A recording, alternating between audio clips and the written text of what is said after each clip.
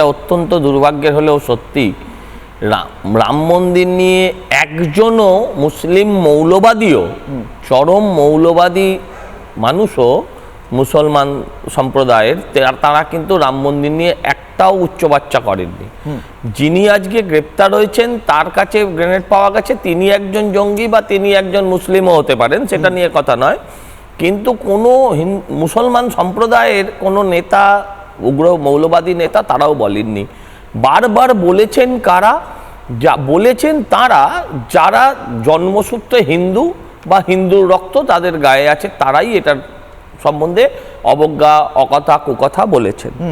এর বলার পেছনে কারণ কি? বলার পেছনে কারণ কোনোভাবে তাদের হিন্দু মুসলমান ছিল না, তাদের ন্যারেটিভটা ছিল ভোট।